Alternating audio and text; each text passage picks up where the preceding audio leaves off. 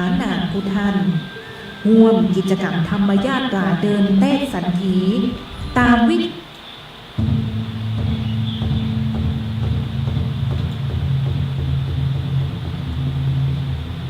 จังหวัดลำพูนร่วมกับคณะสงฆ์สภาวัฒนธรรมองค์กรปกครองส่วนท้องถิ่นในพื้นที่จังหวัดลำพูนเชิญชวนพี่น้องประชาชนพุทธศาสนิกชนชาวล้านนาผู้ท่านร่วมกิจกรรมธรรมญาตราเดินเต้สันถีตามวิถีครูบาสู่บุคคลสำคัญของโลกวันที่1 ถึง 11 มิถุนายน 2569 จากอำเภอลีถึงวัดพระธาตุธริพุนชัยวรมหาวิหารอำเภอเมืองลำพูนจังหวัดลำพูนร่วมสัมผัสพลังแห่งศรัทธาโดยหอยนักบุญแห่งล้านนาเป็นส่วนหนึ่งในประวัติศาสตร์การเสนอชื่อครูบาศรีวิชัยสู่การเป็นบุคคลสำคัญของโลก กู้วันของการเดินทางร่วมกิจกรรมบุญที่สืบทอดกันมาอย่างงดงามช่วงเช้าพิธีทำบุญตักบาตรตามประเพณีท้องถิ่นช่วงขวายเคลื่อนขบวนธรรมยาตราอัญเชิญรูปเหมือนครูบาศรีวิชัยสู่จุดหมายถัดไปและช่วงค่ำร่วมกิจกรรมทำวัดสวดมนต์สวดปารมี30 ตัดการแสดงพระธรรมเทศนาและเจริญจิตภาวนาทุกค่ำคืนเส้นทางธรรมยาตรา11 วันแห่งศรัทธาวันที่1 มิถุนายนเริ่มต้นณวัดพระพุทธบาทห้วยตมอำเภอลีจังหวัดลำพูนร่วมแต่งดาขบวนและเตรียมความพร้อม2 มิถุนายนจากวัดพระพุทธบาทห้วยตมมุ่งหน้าสู่วัดพระพุทธบาทขาน้ำวันที่3 มิถุนายนจากวัดพระพุทธบาทขาน้ำเข้าสู่วัดแม่ตืนวันที่4 มิถุนายนจากวัดแม่ตืนมุ่งสู่วัดบ้านปางวันที่5 มิถุนายนจากวัดบ้านปางส่งต่อศรัทธาสู่อำเภอบ้านโฮงตีวัดห้วยหลักวันที่6 มิถุนายนจากวัดห้วยหลักเข้าสู่วัดบ้านโฮงหลวงวันที่7 มิถุนายนจากวัดบ้านโฮงหลวงเข้าสู่อำเภอเวียงหนองล่องณวัดบ้านเวียงหนองล่องวันที่8 มิถุนายนจากวัดบ้านเวียงหนองล่องเข้าสู่อำเภอป่าซางณวัดพระพุทธบาทตากผ้าพระอารามหลวงวันที่9 มิถุนายนจากวัดพระพุทธบาทตากผ้าเข้าสู่อำเภอเมืองลำพูนณวัดโรมณียารามวันที่10 มิถุนายนจากวัดโรมณียารามเข้าสู่วัดจามเทวีวันที่11 มิถุนายนวันครบรอบ148 ปีชาตการครูบาศรีวิชัยช่วงเช้ามีพิธีบำเพ็ญกุศลและส่งน้ำปู่ครูบาศรีวิชัยณวัดจามเทวีช่วงค่ำร่วมกันเคลื่อนขบวนแห่เครื่องสักการะจากวัดจามเทวีเข้าสู่วัดพระธาตุธริพุนชัยวรมหาวิหารและร่วมกันประกาศยกย่องครูบาศรีวิชัยสู่การเป็นบุคคลสำคัญของโลกฟังพระธรรมเทศนาณลานพระธาตุธริพุนชัยธรรมยาตราเดินเต้สันทีตามวิถีครูบาสู่บุคคลสำคัญของโลกวันที่1 มิถุนายน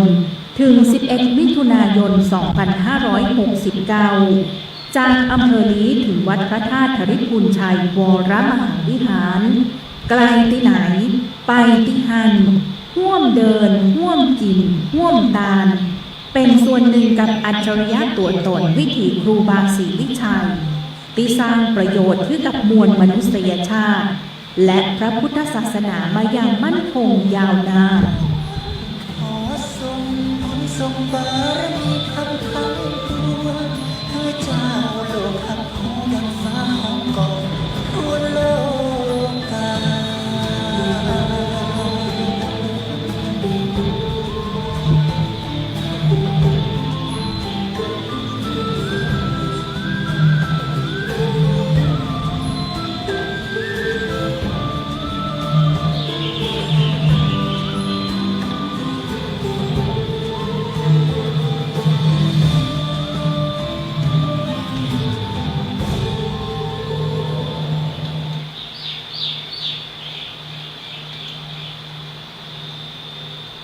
ขอนอบน้อมแด่องค์พระรัตนตรัย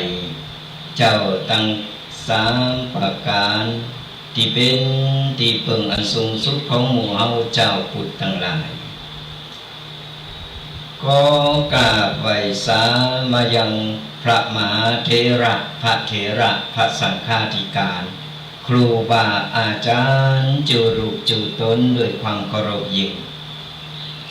ขอเจริญสุขเจริญธรรมจงบังเกิดมีแด่ตันสาธุชนพุทธบริษัทจุคนที่กำลังสดับหับฟังกับรายการธรรมกำยองกับตุเจ้ายองป่าซางเจ้าวันนี้เราก็ได้มาพบปะเจอกับศรัทธาญาติโยมกันครั้งหนึ่งแล้วหลังจากที่ หายหน้าหายตาไปหลายติดด้วยกันเนาะ ก็เพราะว่าการงานกิจกรรมต่างๆงานบุญงานกุศลหลากหลายสราญาติโยมทั้งหลายงานสงฆ์น้ำกางานทำบุญต่างๆโอ้ยก็ไหลมา ตัวเจ้าก็อิดเหมือนกันนะศรัทธาญาติโยมก็อิดเหมือนกันก็ยังที่บอกไปแล้วว่าตุเจ้าก็ตุกอย่างตุเจ้าศรัทธาญาติโยมก็ตุกอย่างศรัทธาญาติโยมตุกไผตุกมันหน้าที่การงานของไผของมันก็รับผิดชอบกันไปแต่ที่แน่ๆเอาก็ว่าละบ่ลืมกับศรัทธาญาติโยมมีโอกาสวันวางเอาก็มาถึงเวลาเอาก็มาจัดมาออกรายการนำสิ่งดีๆมามาเราสดาญาติโยมอิมโปอิเมได้ฟังกันเป็นประจำบางคนบอกโทรเข้ามานอกรอบโทรมาว่าทุกปีไปตังใดบานจัดรายการหลายติดต่อกันก็อย่างที่บอกหน้าที่การงานภารกิจการงานต่างๆตอนนี้ก็บางเบาลงไปละงานส่งน้ำสถานที่ต่างๆนี่ก็เริ่มเบาบางลงไปละเหลือบักกี่วัดก็บลักบะลึงก็ยังกึดตึงสรายาติโยมอีปออีแม่พออุ้ยแม่อุ้ยเหมือนเก่าเหมือนหลังมีกัสรายาติโยมบอกว่าประเดี๋ยวนี้เราจะละจะลืมกันแล้วก็บอกหูเนาะ อย่าได้ก็ฝากกันเอาไว้โดยกับรายการธรรมะกำยองกับตุเจ้ายองป่าสร้างฟังธรรมะสบายสไตล์ตุปีแดงวัดบักกอกทุกๆวันเสาร์ตั้งแต่เวลา 8 โมงจนถึง 10 โมงโดยประมาณ 2 ชั่วโมงเต็มด้วยกันสรายญาติโยมทั้งหลาย2 ชั่วโมงเต็มด้วยกันที่เราจะได้มามานำเรื่องราวต่างๆกติธรรมขอคิดปกิณนกะต่างๆก้อนใกล้เอามาก็มาเล่าสู่กันฟังมามาสดาญาติโยมฟังแล้วก็จะได้นำไปเป็นข้อคิดสะกิดใจสะกิดเตือนบางครั้งบางสิ่งบางอย่างเอาก็ลืมเลินไปตั้งหน้าติ๊กลืมตั้งหลังเพราะฉะนั้นเราก็เอาก้อนใกล้เอามาเล่าสู่มามาเพื่อเตือนความจำอย่างน้อยก็จะได้นำไปปรับใจในชีวิตประจำวันของแต่ละวันเราก็จะได้ชื่อว่าประมาทในการใจชีวิตสราญาติโยมถึงวันนี้มีธรรมะต่ออันเป็นแสงสว่างนำต่างเราไปสู่ในต่างตีดีต่างตีถูกต้องก็เราบอกมีแสงสว่างจากธรรมะคอยจี้บอกนำต่างในชีวิตของการเดินต่างของเรานี่นะก็งมความผิดถูกดีบ่ดีก็ไปตกเหวไปดีบ่ดีก็ไปลงข้างต่างกันไปถนนของชีวิตถนนของการดำเนินชีวิตนี่มันมีหลายอย่างที่เราต้องได้หู้ได้งั้นได้ประสบได้พบได้เจอกูสิ่งกูอย่างบางครั้งบางสิ่งบางอย่างเราบ่ต้องการเราบ่อยากได้มันก็มานั่นแหละเพิ่นถึงบอกว่าถนนชีวิตมันไม่ได้ราบรื่นมันรวยด้วยดอกกุหลาบแม้แต่ดอกกุหลาบกว่าเขาจะหนอนแต่ละโตจะขึ้นไปไต่ไปชมเชยได้มันต้องผ่านขวากน้ำต่างๆเพราะฉะนั้นถนนชีวิตคนเฮาก็เหมือนกันก็เปรียบเสมือนทะเลน้ำทะเลหันมันกว้างใหญ่ไพศาล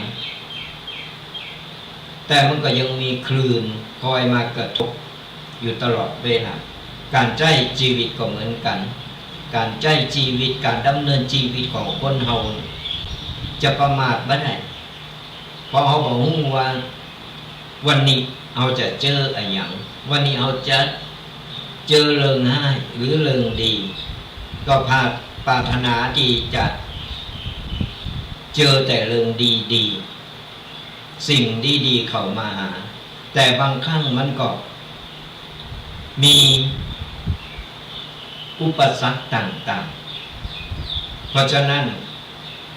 ก็เราได้ฟังธรรมะได้ข้อคิดต่างๆเอาไปปรับใจในชีวิตของเราจากนักก็จะกลายเป็นเบาได้เพราะฉะนั้นการฟังธรรมะมันว่าใจเป็นเรื่องตีว่าฟังแล้วก็จะบัดใส่ใจฟังแล้วบัดนำไปปฏิบัติมันก็บ่เกิดผลประโยชน์ยังขึ้นมาก็เราฟังธรรมะแล้วเรานำไปใจไปปรับใจในชีวิตของเรามันก็จะเกิดผลประโยชน์บุญก็ได้สดาญาติโยมต่างหากเพิ่นถึงบอกว่ามีธรรมะเป็นแสงสว่างนำทางของการดำเนินชีวิตของมนุษย์เราเจ้าวันนี้เรามาตักตายกับสดาญาติโยมกันตรงกับวันเสาร์ที่6 มิถุนายนวันคืนลงไปสดาญาติโยมทั้งหลายเดียววันเดียวคืนกำเดียวจะเข้าพรรษาเห็นละเดินหน้านี่ก็ถึงเข้าพรรษาตอนนี้ก็ฝนฟ้าตกลงมาสดาญาติโยมทั้งหลายพายุ 2 วันก่อนนี้ตั้งเราปูนนี่ตั้งอำเภอป่าซางนี่โอ้ยตึงฝนตึงลม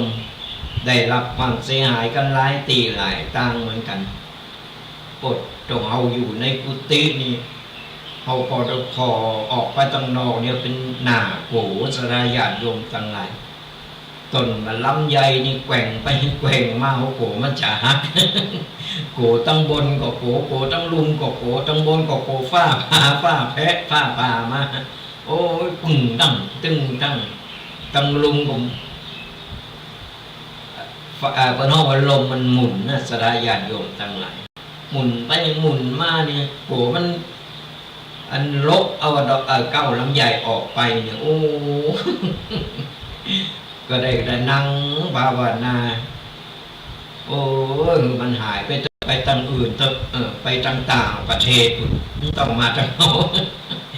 กับฝนตกมาได้นี่ก็ดีละลมว่าต้องเอาใครได้กับฝนนั่นแหละเมื่อใครได้ลม มันหนาโกก่อนฝนมาโต๊ะมามกหายห้อนนี่มกจุ่มมกเย็นโอ้ยหมดอกหมดใจเผื่อมา2 วันหลังนี่มายังแควนหน่อยตกลงมารับโมนให้มัน อากาศมันเย็นกูเตือนอยู่เหมือนเป็นจำลองในหมอนหกแต่น่ะสดาญาติโยมทั้งหลายเนี่ยเพิ่นถึงบอกว่าธรรมชาติมันจะเกิดอะไรอย่างขึ้นมันก็เกิดมันก็เอาแน่นอนบ่ได้เพราะฉะนั้นเราต้องระวังระวังตัวโดยเฉพาะคนเฒ่าคนแก่เฮานี่นะคนเฒ่าคนแก่บ้านเฮานี่ละเอ็กละอ่อนภูมิต้านทานนี่มันลดน้อยถอยลงไปละอ่อนกับภูมิต้านทานมันยังบ่แข็งก็เพราะฉะนั้นเราต้องดูแลสุขภาพกันก่อนเจ็บไข้ได้ป่วยมาแล้วจะเป็นฝ้าเป็นฝนมันถึงบ่หมุนบางงานสุดบ่หมุนอยู่หั่นไปไหนมาไหนก็ลำบากไปหงยุกหงยาเตอหนึ่งโอ้ยมันไข่เกยแล้วจะหูเองว่าเป็นอย่างไรมันสุดจะบรรยายไปถึงเราไปนั่งรอปวดท้องไปแต่เจ้ามืดกว่าจะได้โกดได้ดำปุ่นปลาเข้าไปเกิ่งวันเนี่ยมันเป็นอย่างเนี้ยเพราะฉะนั้นเอาดูแลสุขภาพของเราอันใดเล็กๆน้อยๆป้องกันไว้ป้องกันเอาไว้ดูแลโต๊ะเก่าของเราให้ดี ก็ฝากสดาญาติโยมอีพ่ออีแม่พ่ออุ้ยแม่อุ้ยกันเอาไว้ตัว มีข่าวฝากประชาสัมพันธ์งานบุญใหญ่บุญหลงจะมาถึงนั่นแล้วสดาญาติโยมทั้งหลายนั่นก็คืองานเดินเตสันถีวิถีคูบาสู่บุคคลสำคัญของโลกวันเริ่มกันมาแล้วตั้งแต่วันที่1จนถึงวันที่11วันตัวกันสดาญาติโยมทั้งหลายตั้งแต่วันที่1ถึงวันที่11มิถุนายนก็คือเดินนี้ตอนนี้เพิ่นเดินกันมาแล้วเนอะเพิ่นเดินกันมาเป็นขบวนกันยิบพักเป็นตีเริ่มตั้งแต่อำเภอลี่วัดพระบาทห้วยตุ่มอำเภอลี่เดินมาปลายทางก็คือที่วัดพระธาตุริพุนชัยวรมหาวิหารจังหวัดลำพูนหรือว่าวัดหลงลำพูนของเฮา11วันตัวกันแต่ละปีก็จะมีการต้อนรับกันสรายาติโยมทั้งหลายเป็นงานบุญใหญ่บุญหลงงานบุญใหญ่บุญหลงงานเตสันถีวิถีคูบาสู่บุคคลสำคัญของโลกครบรอบ150 ปีชาตการสู่การเป็นบุคคลสำคัญของโลกเราจะมาลงกันประกาศสรรเสริญเยินยอหือครูบาเจ้าศรีวิจัยของเราได้เป็นบุคคลสำคัญของโลกจัดมาแล้วทำมาแล้วปีนี้เป็นปีที่4สรายาติโยมทั้งหลายปีนี้เป็นปีที่4นะตราบใดถ้ายังไม่ได้เป็นครูบาศีลธรรมของเราไม่ได้สู่การเป็นบุคคลสำคัญของโลกเขาก็จึงใบยุดใบยันจะจัดกูปีตลอดเปิดที่จะสู่เปิดที่จะหักดันหือครูบาเจ้าของเราเป็นบุคคลสำคัญของโลกคือคนตั้งโลกได้รับรู้ถึงคุณงามความดีบุญบารมีของครูบาเจ้าศีลธรรมของเราเพราะฉะนั้นแล้วใครมีโอกาสบดีละบดีลืมกันเนอะสดาญาติโยมทั้งหลายมีโอกาสไก่ที่ไหนไปที่หันหรือวันสุดท้ายวันที่11ไปปะกันไหนตีวัดพระธาตุหริพูนชัยจังหวัดลำพูนของเราวันสุดท้ายวันนั้นโอ้ยขบวนใหญ่ขบวนหลงเนอะกูอำเภอกูตำบลกูอำเภอเพิ่นจะจัดขบวนไปโรงกันดีวัดจามเตวีไปจุกันอยู่นั้นแล้วก็แห่กันเป็นขบวนเพื่อที่จะเข้าไปสู่ในลานธรรมของวัดพระธาตุริพุนชัยวรมหาวิหารนะโอ้เป็นงานบุญใหญ่บุญหลงแต่สรายาติโยมผู้ปีที่จัดมานี่โอ้คนนี่คุณน้าฝางขังไผตีอยู่ตั้งไก่ใครมาก็ติดตามกันตั้งแต่วันที่1ถึงวันที่11วันเนี่ยสะดวกตั้งใดไก่ตั้งใดก็ฟังสปอร์ตกันแล้วก็ติดตามกันไปตอนนี้ขบวนธรรมยาตาเตสันถีวิถีคูบาของเฮานี่วันนี้วันที่6ตอนนี้กำลัง8 โมงเกินกำลังเคลื่อนขบวนกับลักษณะญาติโยมทั้งหลายเริ่ม8 โมงเกินเคลื่อนขบวนออกจากวัดบั่นหงหลงวัดบั่นหงหลงตำบลบั่นหงอำเภอบั่นหงจังหวัดลำพูนเปิดที่จะมาส่งต่อที่วัดบ้านเวงหนองหล่องเวงหนองหล่องตำบลบางผางอำเภอเวงหนองหล่องจังหวัดลำพูนในวันพุธวันนี้ใครที่อยู่แถวบ้านหงฟังรายการแล้วก็ออกไปเนอะขอเชิญเจริญพรออกไปตอดหับกันหนักออกไปกันหลายบ่ใจออกไปบ่ได้ออกไปก็คือไป ไปไงไปยอมมีข้าวตอกดอกไม้มีจตุปัจจัยก็สามารถนำเอาไปใส่ในบาตรที่เพิ่นจะมีเจ้าหน้าที่เพราะว่าจะเป็นตุกเจ้าพระเนนเถรน้อยเพิ่นจะถือบาตรเดินนำหน้าก็เอาสามารถเอาไปใส่ตั้งจิตอธิษฐาน ตั้งจิตอธิษฐานเรียบร้อยแล้วก็เอาไปหยอดเอาไปใส่ในบาตรท่านโยมทำบุญกับผู้บาเจ้าศรีวิจัยของเราพร้อมกันนี้ก็สามารถนำเอาน้ำปานะหรือของคบเคี้ยวต่างๆเพื่อที่จะเอาไปหือกับเอาไปถวายตุเจ้าพระเนรที่เป็นเดินขบวนหรือว่าเอาไปแจกโฮงตาลหือกับผู้ที่สาธุชนที่เป็นลงเดินขบวนกันโดยเฉพาะน้ำการผ่าเย็นงานนี้ของจำเป็นของคบเคี้ยวต่างๆสะดวกสบายน้ำหวานน้ำชากาแฟต่างๆไปสะดวกดังใดก็ไปเกิดตามหมดตั้งติดที่เป็นในขบวนของเขาจะเดินผ่านก็ฝากกันเอาไว้ตัวตอนนี้ขบวนของเขากำลังเดินขบวนเคลื่อนขบวนจากวัดบ้านหงหลงเพื่อที่จะมาส่งต่อที่วัดบ้านเวงหนองหล่องในวันพุธและจากนั้นก็ตีวัดพระบาทตากข่าวตำบลบกกอกของเฮานี่จะมาถึงวันที่8เขาจะไปรับชมจากเวงหนองหล่องเอามาต่ออำเภอป่าซางแล้วก็มาพักข้างขบวนจะมาพักข้างที่วัดพระพุทธบาทตากผ่าของเฮาในวันที่8เนิ่นศรัทธาญาติโยมต่างหลายไผตีไก่เคงหรือว่าไผที่มาวัดพระบาทหู้จักแล้วก็สามารถไปต้อนรับกันได้แล้วขบวนในวันที่8ขบวนของเขาก็จะคืนหลังจากทำพิธีเสร็จเรียบร้อยจะคืนลงมามาส่งต่อตำบลมงน้อยในวันที่วันที่เก่าจะสืบทอดกันไปเรื่อยๆนักศรัทธาญาติโยมต่างหลายก็ฝากประชาสัมพันธ์และบอกต่อกันไปโดย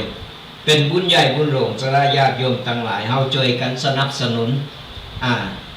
เปิดครูบาเจ้าศีลธรรมของเฮาสู่บุคคลสำคัญของโลกก็สะดวกตั้งใดก็สามารถไปเกิดกันได้ไปตั้งโฮงตาลตามข้างตามก็ได้โดยเฉพาะของกินของว่าของกินเล่นเป็นซาลาเปากันเป็นเตียวเป็นหิวเป็นเพื่อมีศรัทธาญาติโยมในขบวนนี่โอ้ยหลายพันเป็นหมื่นศรัทธาญาติโยมต่างหลายเพราะฉะนั้นแล้วโดยเฉพาะน้ำผ่าเย็นนี่เกมกันเอาไว้น้ำดื่มเครื่องดื่มผ่าเย็นนี่ไปเกิดตามเส้นทางต่างๆได้ก็ฟังสปอร์ตไลท์ฟังสปอร์ตที่เป็นโฆษณาหลายๆตีหลายๆตางเนาะก็ฝากประชาสัมพันธ์กันโดยว่าขบวนเตสันถีวิถีคู่บาสู่บุคคลสำคัญของโลกเริ่มตั้งแต่วันที่1ถึงวันที่11มิถุนายนจากอำเภอลี่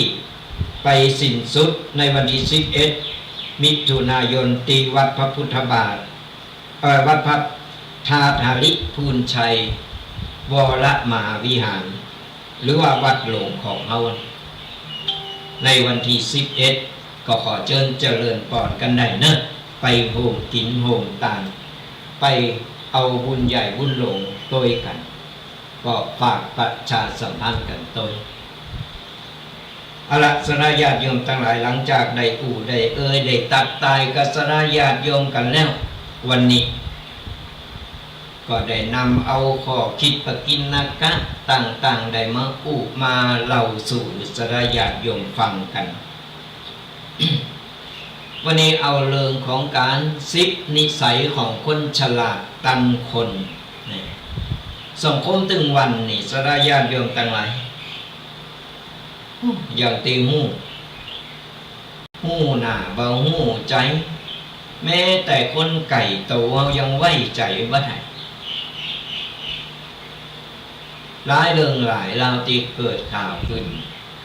เป็นข่าวขึ้นมาเพราะฉะนั้นเราก็ต้องมีปรับทัศนคติของเราใหม่เราต้องปรับมุมมองของเราใหม่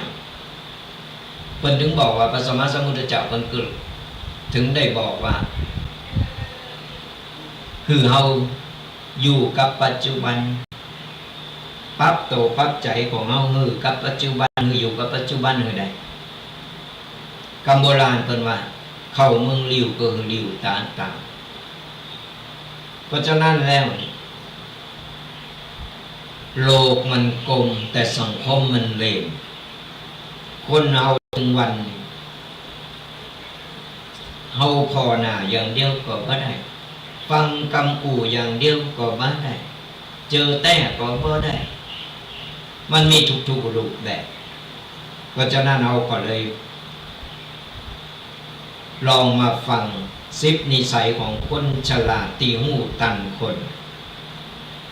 เขามีขอบปกพร่องอะไรอย่างเขาจะปรับอะไรอย่างในตัวของเขาก็ลองมาฟังกันเพื่อว่าข้อที่หนึ่งฟังหือมากกว่าอู่หรือฟังหือหนักกว่าตีกำอู่ของคนฉลาดจะบ่อู่กูเลิงกูอย่างตีคิดแต่จะฟังกูอย่างตีคนอื่นอู่พอการฟังจอยหือเฮามองหันความคิดของเขาโดยที่เฮาก็ต้องเปิดไฟของตัวเองเลยก็หมายความว่าเวลาเฮาอู่อะไรอย่างกับไผหรือไผมาอู่อย่างกับเฮาคือเฮาพยายามฟังแล้วก็คิดวิเคราะห์ฟังเพิ่นอู่ก่อนเพิ่นมาเรื่องไอ้หยังอู่เรื่องไอ้หยังแล้วก็คิดวิเคราะห์ไปตัวและบางสิ่งบางอย่างก็เอาหูตันไอ้หยังแล้วเฮาก็บ่จำเป็นจะต้องไปอู่ไปเปิดเผยก็ต้องมาอู่หูตันหมดแหละมันก็บ่ได้เฮาก็เก็บไว้ก็ต้องว่าลองเชิงก่อนเฮาฟังระหว่างที่ฟังเราก็คิดวิเคราะห์ตัวมันอู่เป็นอย่าได้มองตาล็อกเล็กก็อู่น่าเจอถือก็อู่แล้วเป็นผู้ใหญ่ก็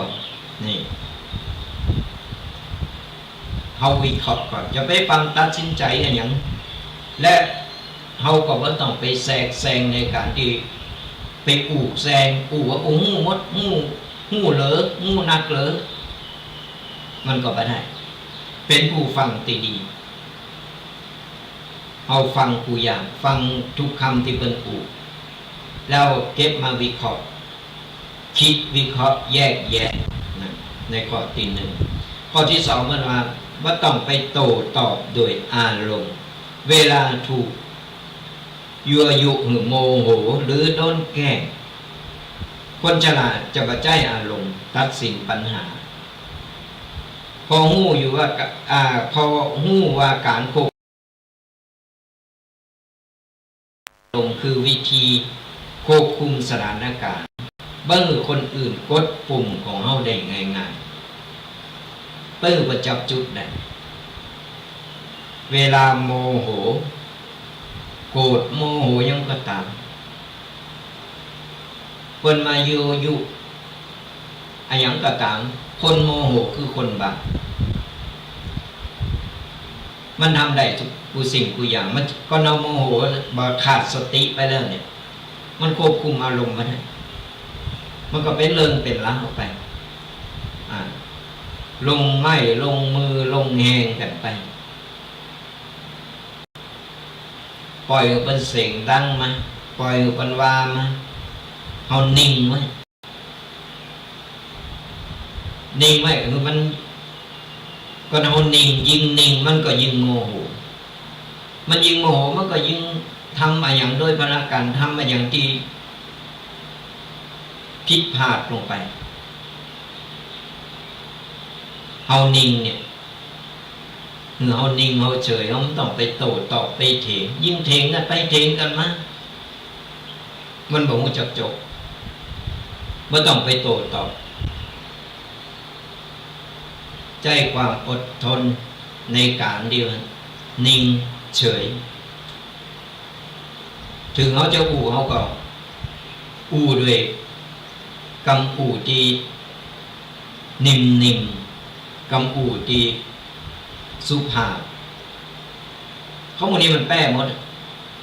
ปล่อยมันโมโหคนเดียวมันบ่าอยู่คนเดียวมันต้องไปโต้ตอบมันคือเขาพยายามโคคุมถึงเขาจะมีอารมณ์ในการโกรธโมโหก็ตามเก็บไว้ก่อนมัมมึกเอาไว้เดี๋ยวเขาจะแป้ไข่โตเขาเองมาขอตีสั่งสังเกตการกระทำคือเขาสังเกตการกระทำมากกว่ากำอูอาจโกหกได้หรือว่าขี้จุได้แต่การกระทำมักเผยความจริงคนฉลาดชอบมองคนจากที่การกระทำว่าใจตีกำอูสังเกตว่าสระญาติโยมทั้งหลายไอ้คนที่ขี่โม่ขี่โวขี่อูนั่นนะมันหูหมดยังก็หูหมดแต่เย็บไม่ได้ถามอย่างนี้ถามมันจะหูหมดแต่บ่หูหมดมันเป็นอย่างนี้ก็น้องคนขี่โวขี่อูขี่โอดแต่การกระทำไม่ได้เลยบะมี่ยังเป็นจริงเป็นอันสักอย่างคนจริงเป็นแบบโฆษณาตัวโอ้ยฉันเก่งฉันดีฉันหล่อฉันรวยฉันอย่างอันฉันอย่างอีคนแบบอีคนปนอคนมีปมด้อยในตัวคือชอบยกเอาอย่างที่โตเก่าบ่มีเพื่อมาปกปิดความจริงหลอกโตเก่าคนจริงคนบ่อู่กำโบราณคนนึงบอกว่าพูดน้อยต่อยหนักคนจริงเป็นทำการทำงานเป็นทำของเป็นใครเยอะอย่างใครทำอย่างเป็นทำเป็นแบบมาโฆษณาแบบมาอู่ก่อนเลิกผมไปเถอะถ้าผมได้เป็นนะผมจะสร้างผมจะสร้างนี่ผมจะแปลงอันนั้นแปลงอันนี้ไม่ได้ไปเน็ตแนมให้เนอะอันนี้อู่ตามเนื้อผ้านะเดี๋ยวว่าทุกเจ้านี่ไปแอวเน็บแนมคนนั้นคนนี้เขาไม่ได้ว่าไผ่นะว่าตามเนื้อผ้าเพื่อได้เป็นมาแล้วปุ่นคนเหาะมันเหาะไปเลยมันแบบเตี้ยวดิน มันเป็นอย่างอันสลายญาติโยมทั้งหลายคนเฮาเนี่ยบ่ว่าอย่างก็ตามมันติดจิตติดใจติดใต้สำนึกมานะบ่ว่าหนุ่มสาวกันเวลาใครได้เพิ่นนี่ปดท้อเพื่อได้มาแล้วเป็นอย่างไร เนี่ยก็จะนั่นแล้วว่าต้องไปฟังกำอู่ของคนหนักกำอู่เนี่ยมันอู่ได้ไหมอู่ได้ไปหมดมันไม่ได้เสียตังค์ไม่ได้ซื้อไม่ได้หาลิ้นมันมีกระดูกกระดกไปตั้งใดก็ได้ว่าไปตั้งใดก็ได้มันอู่แล้วมันไม่ได้รับผิดชอบในกำอู่โตเก่าคนประเภทหมู่นี้ขอให้อู่เหมือนกันผู้บ้านก็มีเหมือนกันไอ้ประเภทป่าข้างบ้านนะ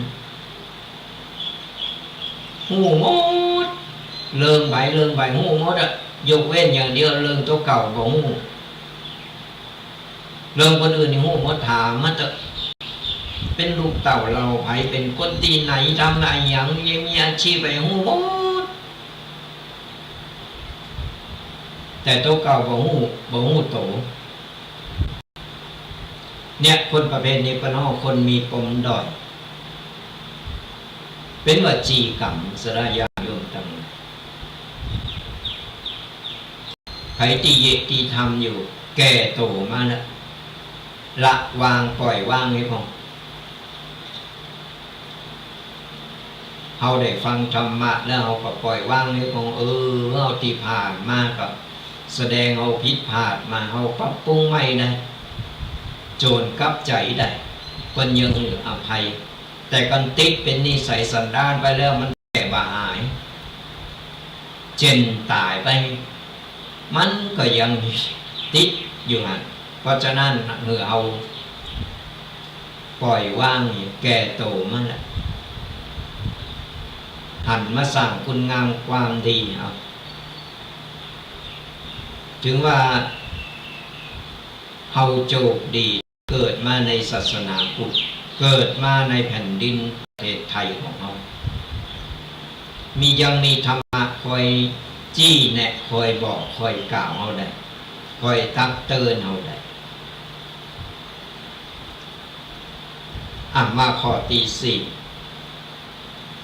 จะไปฟังไว้ใจไผ่เร็วเกิดไปกำอู่ดีไม่ได้แปลว่าเป็นคนใจดีคนฉลาดจะใจเวลาพิสูจน์บ่ฟังเปิดใจคือไผ่ง่ายๆเพราะความไว้ใจคือของมีการต้องคือคนที่คู่ควรต้องอันการที่เราจะไว้วางใจไผ่จะตกลงปลงใจกับไผ่เราต้องศึกษาให้ดีว่าต้องไปฟังกำอู่หวานกำอู่คาลมก็อย่างที่บอกคาลมกำอู่มันจะพลิกแพงอย่างได้ก็ได้ไปอย่างได้ก็ได้มาอย่างได้ก็ได้มันไม่ได้หาพี่ชอบมันได้สมใจแล้วมันกับไปแล้วมันผสมหรอกเพราะฉะนั้นเราไปฟังเปิดใจกว่าเกินไปกู้ได้ครบได้พอไปก่อนคือการเวลาพิสูจน์ว่าต้องไปเร่งรีบ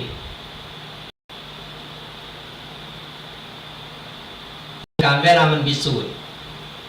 คบกันไปเลยพอใจกันไป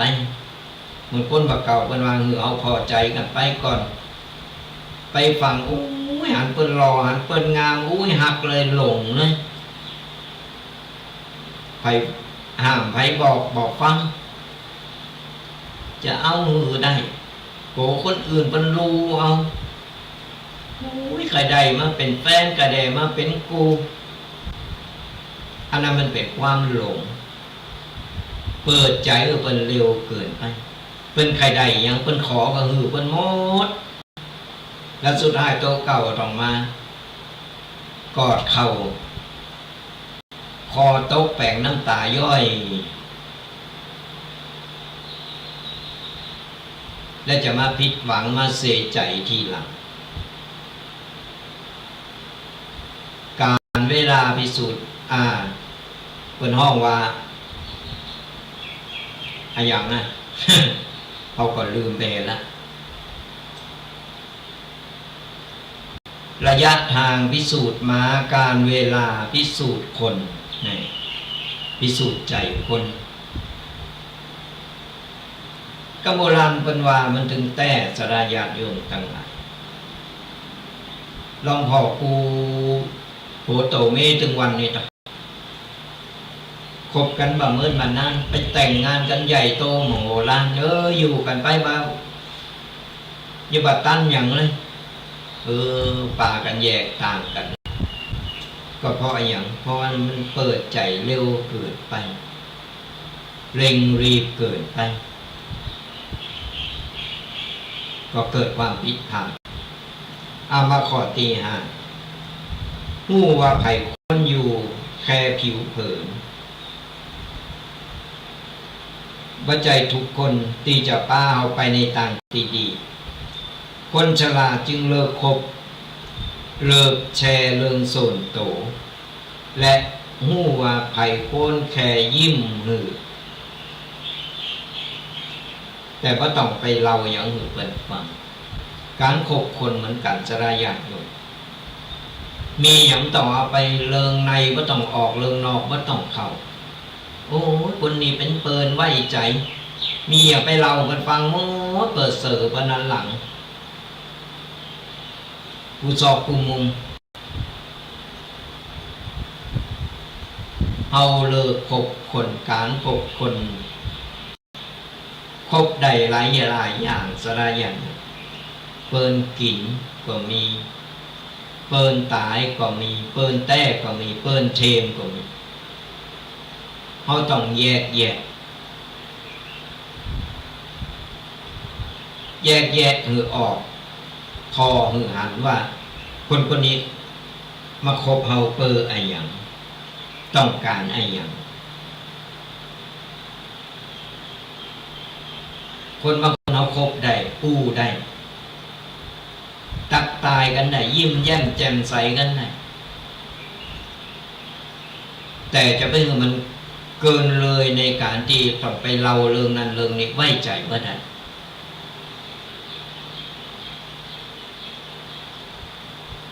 เขาแยกออกเขาอายุปูนนิ่งแล้ว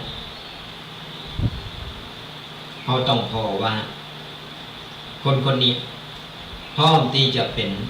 เปิ่นตายกันได้ก่อนไม่ต้องเอาคนคบคนหนักยิ่งคบคนหนักยิ่งคบเปิ่นหนักก็ยิ่งวุ่นวายยิ่งวุ่นวายยิ่งปวดหัวเอาเน้นเอาที่มันมีคุณค่าแค่คนสองคนก็พอเปิ่นฝูงระหว่างที่เรามีชีวิตอยู่บนโลกนี้นอกนั้นเป็นกัลยาณมิตรเป็นเปิ่นที่สามารถกู้ได้ยิ้มตักตายกันได้แต่เน้นคนที่เป็นลงเป็นเปิ่นตายเขาได้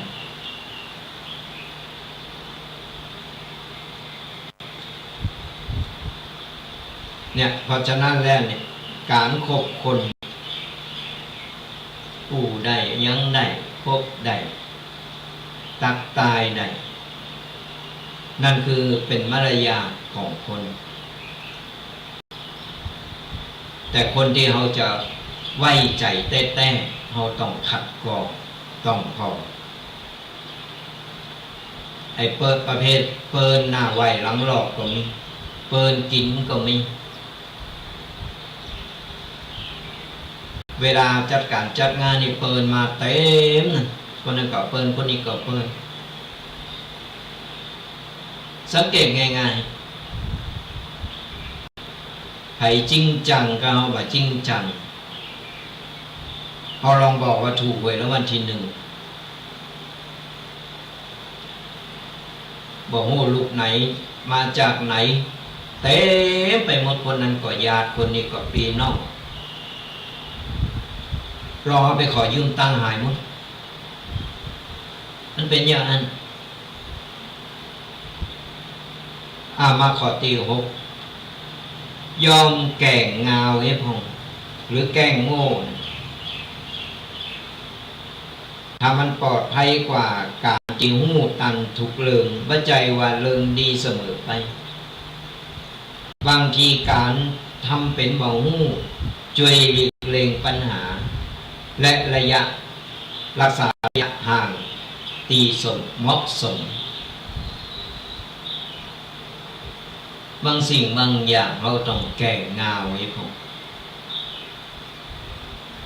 จะไปฉลาดเกินจะไปทำโตเป็นคนน้ำเต็มแก้วสัมเตอร์เอาหูจักลบหลีกหูจักหลีกเลงเนี่ยพอ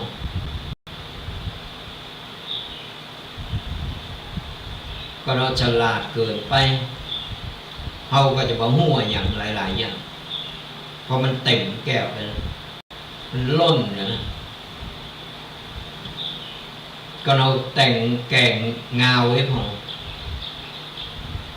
เขาก็จะได้หู้อย่างดีๆหลายๆอย่างจากที่เขาของหู้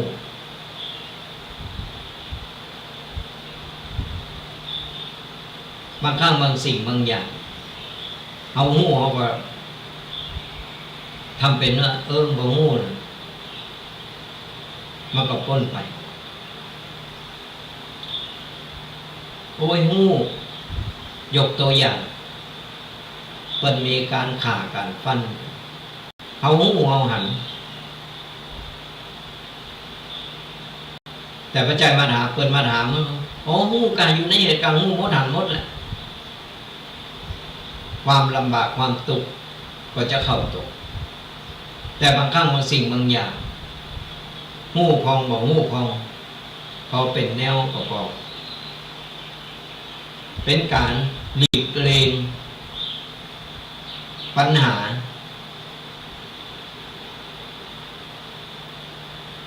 เขาต้องพอโดยความเหมาะสมความสมควร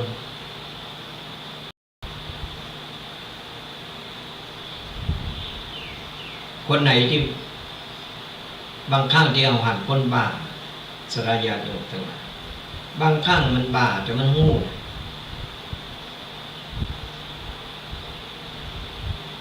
มันหู้แต่มันก็บางครั้งมันก็แกล้งบาปเหมือนกันว่าจะว่ามันบอกหู้เพราะฉะนั้นนี่จะไปโอดหู้โอดรักเกินไป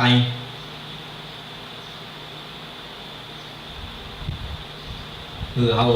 ถึงหู้เอาอ่อนน้อมถ่อมตนแกงหู้พองบ่หู้พองบ่หู้หลายเพื่อนห้องว่าเอาหู้จักลบหลีกเลงนี่พองมาขอตี7หู้จักถ่อมโตก่อนจะสายเกินไปเมื่อหู้ว่าความสัมพันธ์นั้นเป็นปิดความฉลาดจะบ่ฝืนอยู่ไม่ยืดถึงมันเจ็บแต่จะค่อยๆถอยอย่างมีศักดิ์ศรีหู้จักถ่อมโตอ่อนน้อมถ่อมโตบางครั้งเอาหู้ว่ามันอันนี้มันเหม็นคือเอาหลีกเลงเขาไม่ต้องไปแตะไม่ต้องไปต่องไม่ต้องเอามือไปจี้ไม่ต้องเอาดังไปดม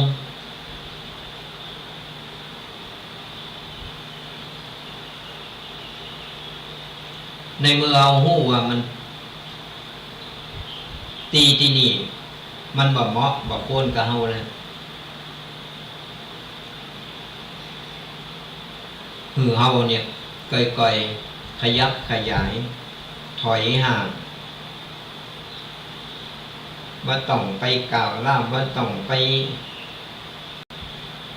ตัดความสัมพันธ์หรือว่าต้องไปมีเรื่องมีราว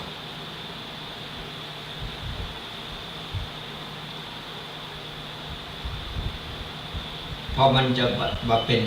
เวรเป็นกรรมติดโตเข้าไปเอาจักถ่อมโตถอนโตเอาหูลบเป็นปีกหูหลีกเป็นหางเฮาอยู่ก็ด้วยกันมาแล้วมันอยู่ไปมันไปตั้งหน้าคงบ่ไหวนะปรึกษาแล้วค่อยๆอู่ค่อยๆจา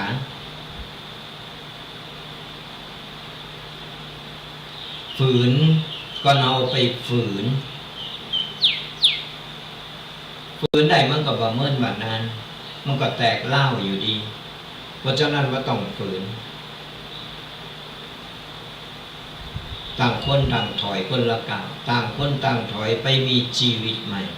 ดำเนินชีวิตของแต่ละคนใหม่กันมันก็จะเป็นผลดีถึง2 ฝ่าย บ่ต้องไปฝืนยืดเยื้ออยู่ด้วยกันโดยที่จนตึกบ่มีความหักด้วยกันแต่โดนเพิ่นยับใส่กันเหมือนกำบักเก่ากำโบราณเพิ่นว่านะแต่ฝืนอยู่ด้วยกันมันก็บ่มีความสุข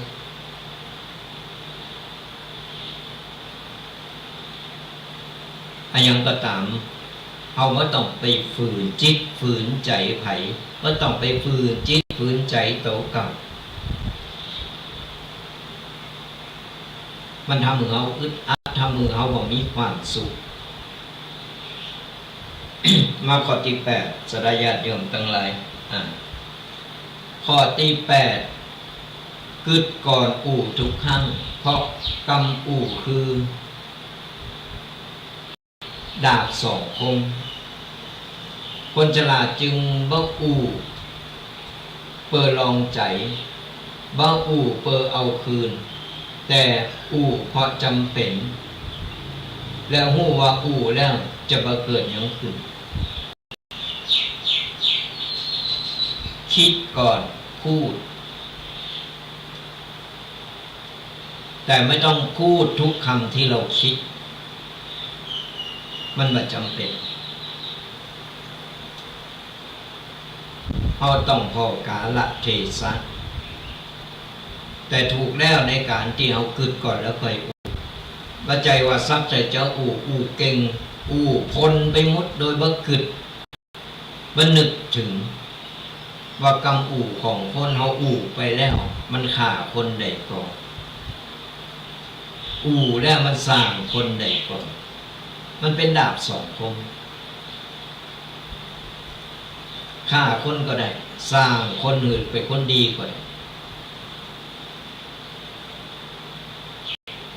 บางทีพ่อแม่ด่าลูกไปตายปะบางครั้งจับจังหวะลูกเกิดตำก้อยน้อยใจกำลังมีปัญหาจะไปปรึกษาพ่อแม่ก็ไล่ไปตายด้วยอารมณ์อู่ไปโดยบ่กึดแต่มันไปบาดไปเสพแตงในจิตในใจของเราเกิดต่ำต้อยน้อยใจพ่อแม่ก็ว่าขนาดเราเป็นลูกก็ยังไล่ไปตายในภวังค์นั้นเนี่ยสดาญาติโยมทั้งหลายเรามันก็ติดยาวมันก็ไปมีปัญหาก็อย่างที่เป็นข่าวผ่านมานะบางทีนักเรียนโดนครูด่าติเต้นสอบบ่ได้หรือเฮนแบบตั้นเปินเป็นผมด่อยอยู่แล้วโดนเปินว่าโดนครูติปีกบ่าโดนแมวโดนปอวายข่าวโดดตึกตายพองทำร้ายร่างกายโจ๊กเก่าพองหลายอย่างเพราะฉะนั้นการที่เราจะอู่จะว่าอย่างกดตามจะไปใจอารมณ์การที่ใจอารมณ์อู่เนี่ยมันอู่นะมันคือตันไหนมันก็ใส่ติ๊กๆแล้วมาเกิดทีหลังมันก็สายไปเห็นนะมันบัดตั้งกันมันแก้ไขยังไม่ได้บางคนเกิดแล้วอู่คือกำลังใจจากคนที่เป็นท้อเป็นน้อยอกน้อยใจเป็นมีกำลังใจยังมีคนหันคุณค่าตัวเก่ายังมีคนว่าหันเอาเป็นคนมีกาเป็นคนที่เป็นคนสำคัญของเปิ้นอยู่เปิ้นแนะนำอันนั้นอันนี้คือกำลังอกกำลังใจเหมือนยาชูกำลังมันทำให้คนจากน้อยเนื้อต่ำใจมีกำลังอกกำลังใจในการที่จะดำเนินชีวิตต่อถ้า ถ้าจำว่าพิอาตมาภาพเคยเล่าสดาญาติโยมฟังสมัยเป็นละอ่อนหนุ่มอาตมาภาพยังไม่ได้โบสถ์ถึงสดาญาติโยมทั้งหลายบางคนบางท่านก็เคยฟังนะจะยกตัวอย่างฟังอาตมาภาพทำอยู่บริษัทของฮอตไลน์ขายที่ที่กรุงเทพนะปรึกษาคือคำปรึกษาเกี่ยวกับคนที่เป็นกำลังมีปัญหาน้อยเนื้อต่ำใจเพื่อจะโทรเข้ามาปรึกษาเขาก็ฟังหลายๆเคสหลายๆอย่าง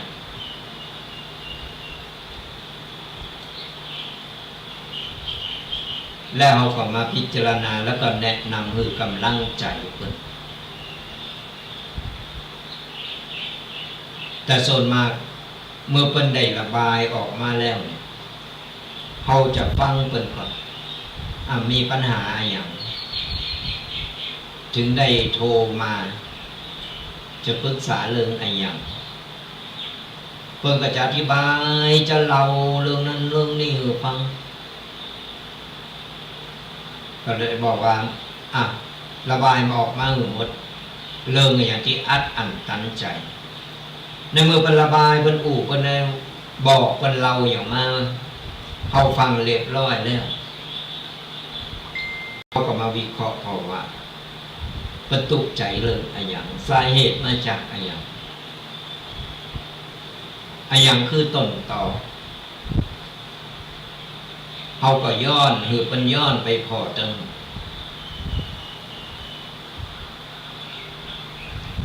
ส่วนมากมาปรึกษาเนี่ยได้กำลังใจสุดท้ายมาเพิ่นก็จะเอากระเช้าอย่างมาหือถึงที่บริษัทเนี่ยการที่เอาคือเพิ่นมีกำลังใจมันสร้างคนแหลมนะจากคนที่เป็นกึศสั่นเพิ่นก็จะผ่อนคลายหลังจากที่ได้ระบายมาแล้วเพิ่นได้ผ่อนคลายออกมาทีนี้ก็จะมากึดหันละกึดว่าชีวิตเรายังมีกาอยู่คนเราว่ายังก็ตามก็ได้ระบายออกไปแล้วมันโล่งมันโปร่งก่อนนั้นมันอึดอัดมันแบบมีตีระบาย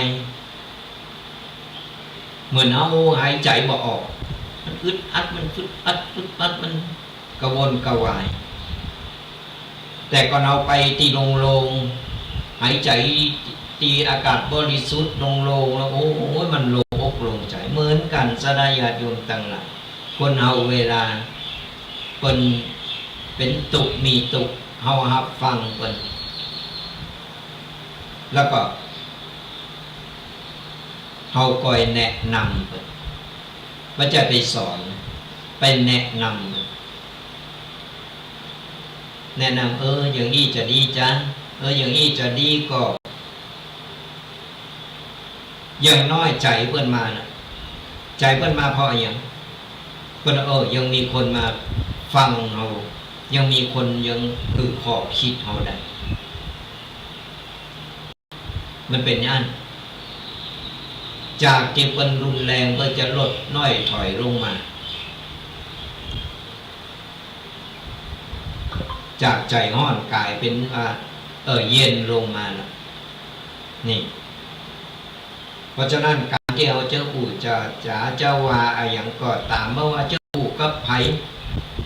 กึดก่อนแล้วก็ให้เพราะคำของคน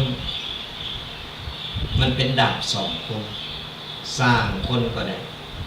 ฆ่าคนหรือตายก็ได้เพราะฉะนั้นอย่างที่มันประจำเป็นไม่ต้องไปด่าไปจนติดปากบางคนกังเนี่ยขี่กังก็ตกใจยังเราก็ด่าไปสปะสเปดด่าหยาบคล้ายๆก็มีมันติดเป็นนิสัยไปเห็นเพราะฉะนั้นเวลาโมโหโกรธด่าหมด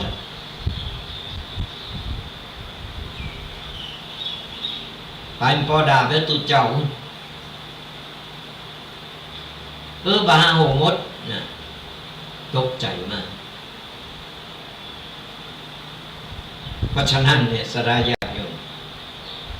คือเราต้องคิดก่อนทุกครั้งคิดพูดแล้วก็ทำคิดก่อนแล้วก็อู่แล้วลงมือทำก่อนมาลงมือทำก็เสกกำอู่แล้วเราต้องทำมือใดมาขอติเก่าบาโอโอดความหู้หรือความเก่งคนที่ฉลาดแต่มักเงียบเฝ้าสังเกตและเห็นหู้เพราะหู้ว่าความหู้นั้นมีไว้ใจไม่ได้มีไว้โชว์อย่างที่บอกนั่นแหละ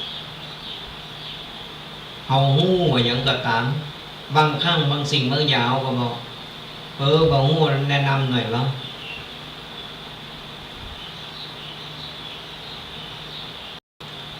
คนที่เป็นหู้คนต้องมาโฆษณาต้องมาต้องมาบอกมากล่าวมาเปล่าประกาศไปไหนล่ะเป็นได้รอก่อนเป็นได้งามก่อนเอางามก่อนเอารอก่อนในนิมดเนี่ยมีไผรอหรือเปิ้นมีไผงามหรือเปิ้นในนี่ไปจบสูงกว่าสปะสเปกก็ถึงบอกไปเนี่ยไปคนมีปมต่อเปิ้นพ่อเปิ้นหู้เอง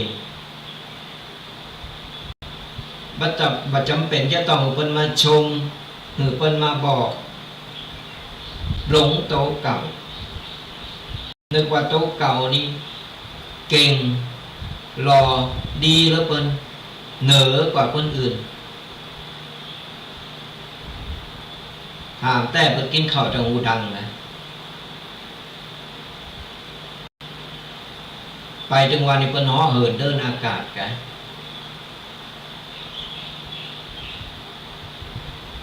มันก็เหมือนกันสถาญาติอยู่กินข้าว3 มื้อเหมือนกันตุเจ้ากับฉัน2 มื้อเหมือนกันเตียวดินเหมือนกันผู้สิ่งผู้อย่างเราจะไปยกเหนือยกโตเก่าเหนือกว่าคนอื่นก็น้อยกตนข่มท่านโอ้ยกูรวยเหลือเกินในหมู่บ้านโอ้ยกูอย่างอันอย่างนี้สารพัดสารเพรวยอะไรอย่างรวยเงินหรือรวยหนี้มันมีหลายอย่างคนรวยความดีเนี่ยผมว่าสักกรรม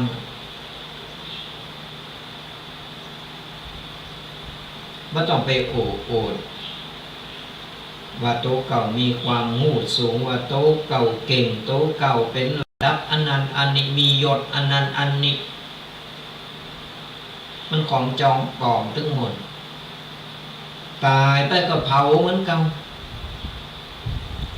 เอาไปเผาได้ไปเหี่ยวหมด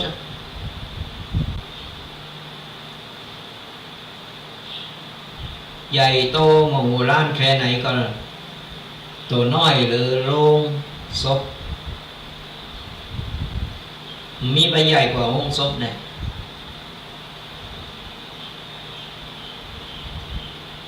เพราะฉะนั้นเราก็ต้องไปทะเยอทะยานบ่ายศบ่ายางบ่าอำนาจบ่าโตตนหลงโตตน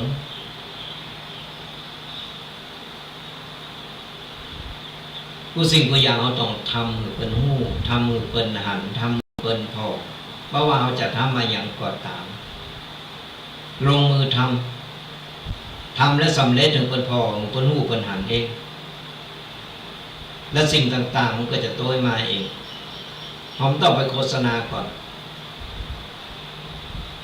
ของฉันดีอย่างอันของฉันดีอย่างอุ้ยยานี่ดีเนอะยาเทวดาบอก ยาผีบอกกินแล้วหายทันทีมันเป็นไปไม่ได้หายแต่มันจะ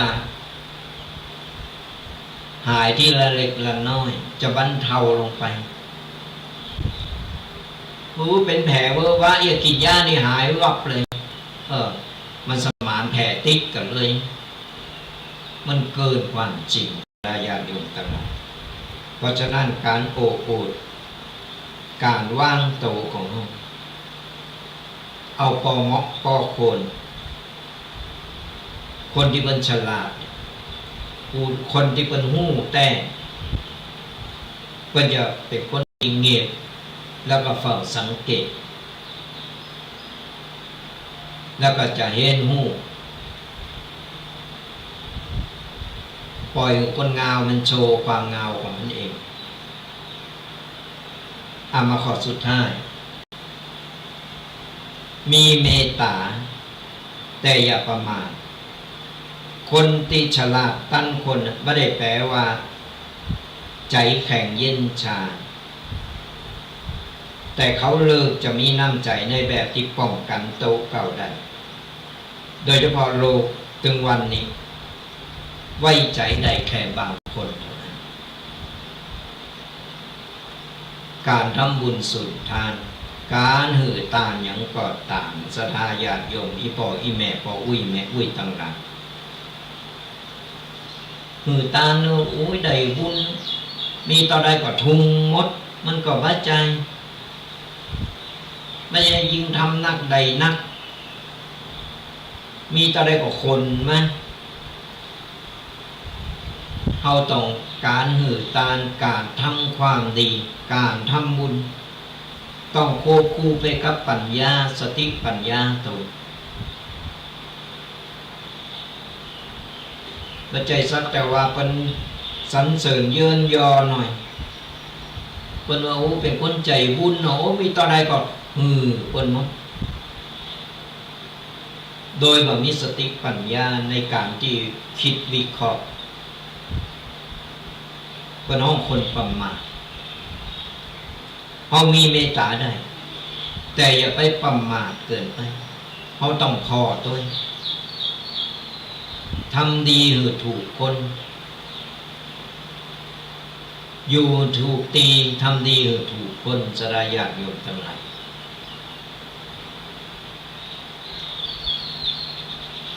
บางคนมันว่าใจต้องการหรือเอาทำบุญหรือหือตานกับเปิ้นโดยตรงหรือเปิ้นเดือดร้อนแต่บางคนมันบ่รู้จักเป้าสังเกตว่าตามห้องตาน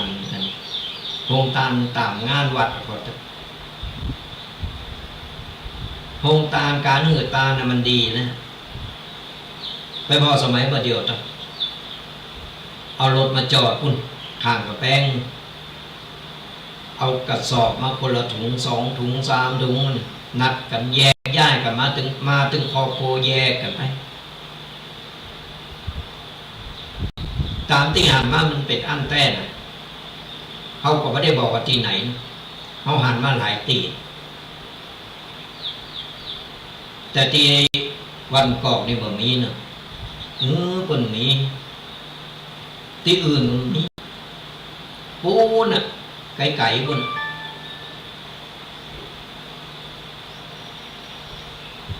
เผื่อพองตานเปิดปุ๊บโปโทธรรมโมสังโฆตุเจ้าปั่นป้อนยังแบบตั้นได้ออกเลย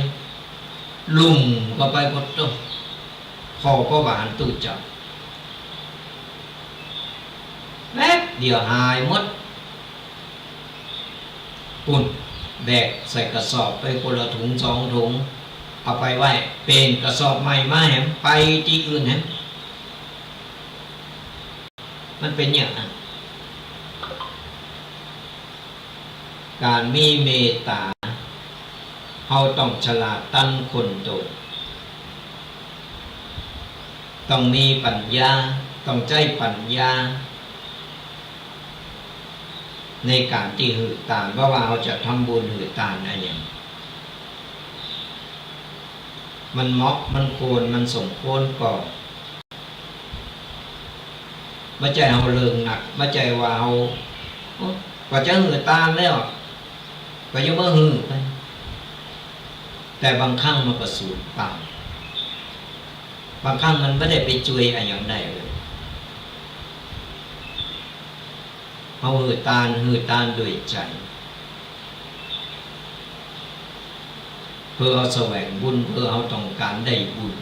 ในการทำตามสร้างคุณงามความดีแต่ไม่ได้มาว่าทำเพื่อสร้างเกิดผลประโยชน์กับคนอื่น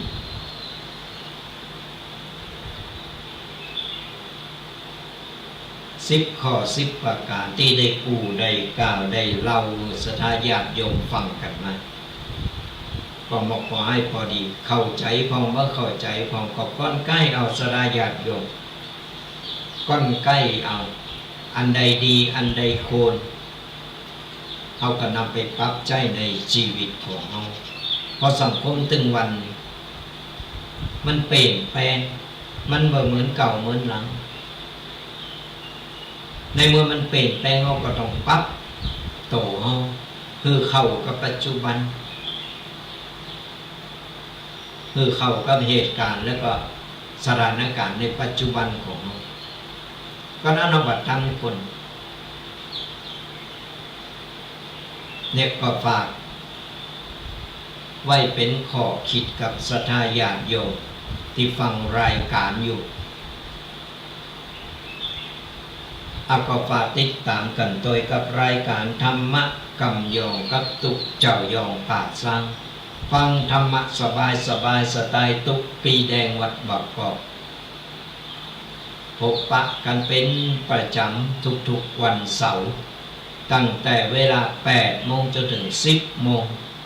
2 ชั่วโมงเต็มด้วยกันก็มีข่าวอย่างมีประชาสัมพันธ์อย่างเขาก็จะมาบอกเรามาบอกกล่าวศรัทธาญาติโยมได้รับรู้กันจะได้เอาบุญโดยกันก็ฝากติดตามกันไปโดยเดี๋ยวสักครั้งเราจะเปิดสายหน้าไมค์ศรัทธาญาติโยมได้โทรมามามาตักมาตายกันหลังจากห่างหายกันไป3-4 ติดเพราะว่าหน้าที่การงานติดงานกันจะเช็คพอว่าFC ของเรานี่ยังอยู่เหมือนเก่าก็หรือว่าห่างหายไปหมดลืมกันไปแล้วกันก็ยังได้เดียวสักคำหนึ่งเราจะเปิดสายหน้าใหม่กันก็ติดตามนำโดยกดไลค์กดแชร์กันศรัทธาญาติโยมทั้งหลายฟังอยู่ตั้งใดไม่ว่าจะเป็นในช่องทางของกลุ่มไลน์ต่างๆ Facebook ช่อง YouTube ของตั้งสถานีวัดไฟหินก็ตามกดไลค์กดแชร์กดติดตามกันหรือว่าจะฟังในวิทยุเปิดดังๆนั่นเปิดถือลูกถือหลานได้ฟังกันพอมันฟังแล้วมันก็เข้าใจด้วยสมัยบัดเดียวนี้มันฟังโดยตรงนี่มันก็เป็นไปบ่ได้ละอ่อนมันหันเฮาเปิดฟังธรรมะหันตู้เจ้านึงโอ้ยโบราณนะเพราะสมัยบัดเดียวละอ่อนมันยุค 4G 5G ไปมันมีอย่างที่มันตันสมัยไปในเมื่อละอ่อนตันสมัยรุ่นเฮาบ่มีเฮาก็เอารุ่นแก่นี่แหละตั้งสมัยตัวเขาปรับทัศนคติปรับตัวเก่าอัปเดตตัวเก่ามันดีขึ้นมาคือมันตันโหเขาก็น่าเอาแบบตั้นเราอ่อนเดี๋ยวเราอ่อนดูถูกโหโบราณ ก็ฝากติดตามกันตัวกดไลค์กดแชร์บ่ว่าช่องทางใดก็ติดตามแล้วก็ฝากกันตัวกับรายการธรรมะกำยองและฝากประชาสัมพันธ์กับตัวเนอะงานที่จะมาถึง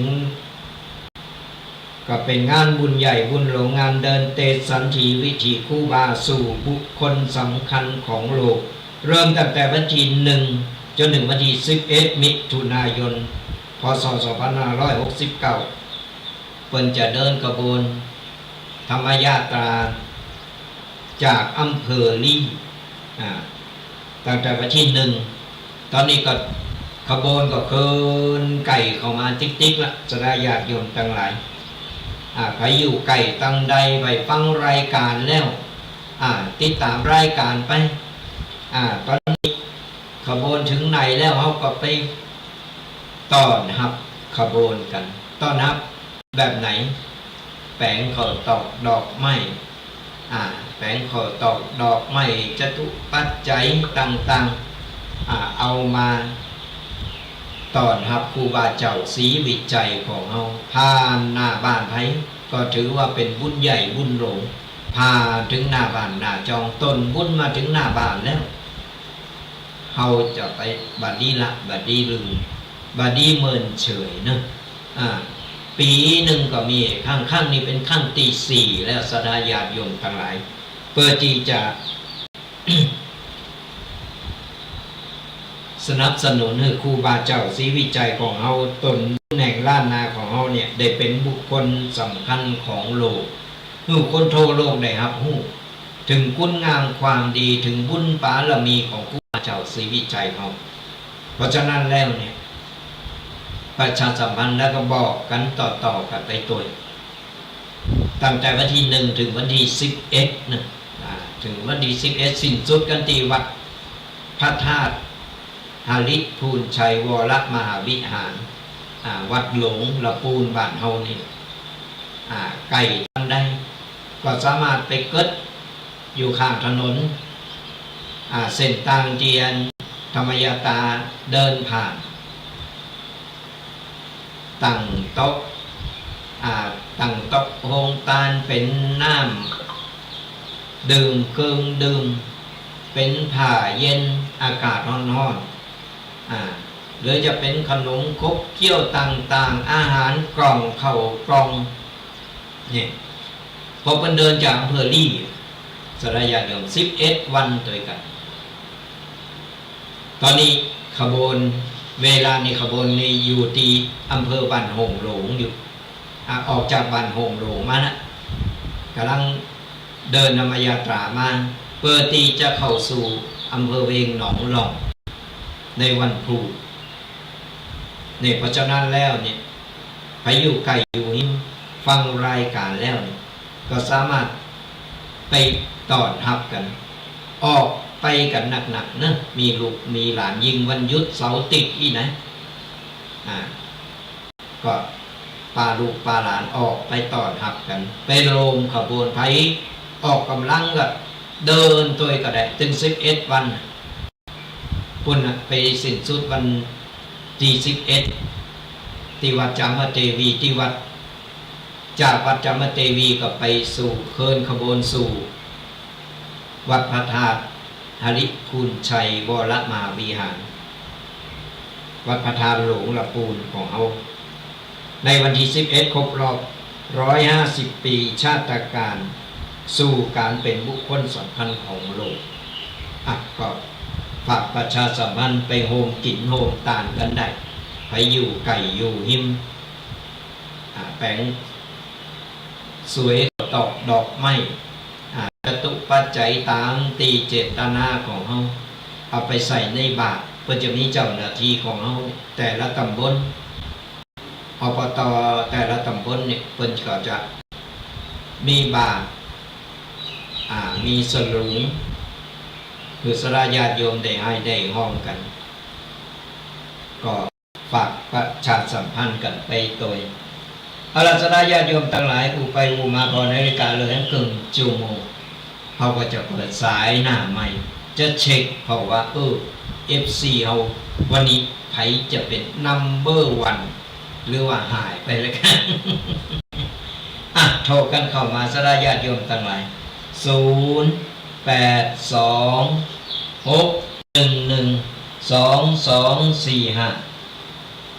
0826112245โทรมามาตักมาตายกัน อากาศเป็นอย่างใดพ้องตังใดเป็นอย่างใดโทรกันก็มารับสายแรกก่อนคนบ่ยอมละเอาเลยนะnumber one เลยเจริญปอน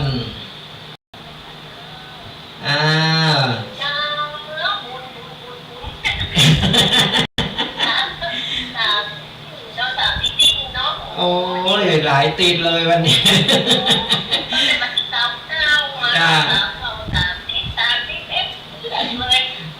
คือเติงอยู่เหมือนเก่าเนอะ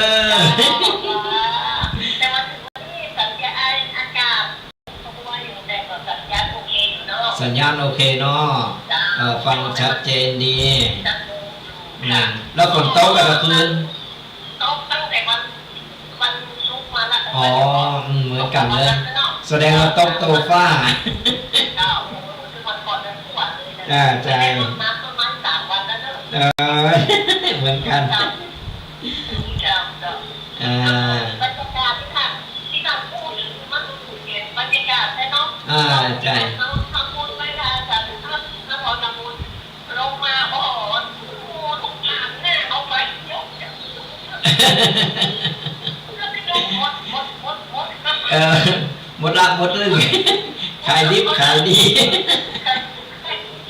ติ้วผ่านหน้าออกมาเสียหน้าเอาไปผ่านหน้าโลกมันติ้วหมดจบใช่จะได้พูดถึงแบบนี้หรอนั่นแหละก็น้องว่าบุญบันเทิงมันเป็นปกติเนาะใจมันระบาดกันไปหมดละวันเดียวระบาดไปถึงงานศพกูหน่อยมันเกิดธรรมดาบุญจะใหญ่ได้ละบุญรักษาเนอะบุญรักษาหับสายต่อเจริญปอนฟังจากทางไหนเอ่ยสารทรายเชียงใหม่วันนี้เป็นยังไงมั่งอากาศเป็นไงมั่งเอ่ยวันนี้กำลังขมุกขมัวกันบ้างจ้าเหมือนกันเลยถวายกำลังใจให้อาจารย์นะเจ้าค่ะสาธุบุญรักษานะเป็นกำลังใจเช่นกันและกันบุญรักษาแต่ละการกับอาจารย์สาธุเหมือนกันนะบุญรักษาเป็นกำลังพบกำลังใจกันชื่นใจเหมือนกันนะ FC เรายังครองแชมป์กันอยู่ อย่ามาหายไปไหนโทรกันเข้ามา0826112245ฟังอยู่ตั้งใดอากาศเป็นอย่างไรชัดเจนมาชัดเจนโทรกันมาโทรกันเข้ามามามาตักมาตายเป็นกัลยาณมิตรดีต่อกันมีอย่างเราจะได้ตักตายกันก็ฝากประชาสัมพันธ์กันไปอย่างที่บอกสลายญาติโยมทั้งหลายประชาสัมพันธ์กันไปโดยกับงานบุญใหญ่บุญหลงบัดนี้เริ่มตั้งแต่วันที่1ถึงวันที่11งานเดินเตะสันถีวิถีคู่บาสู่บุคคลสำคัญของโลก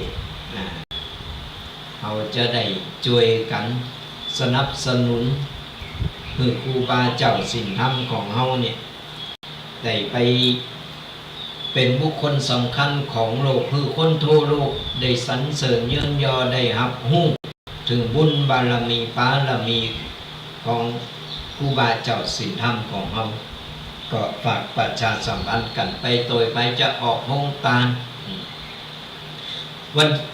วันที่8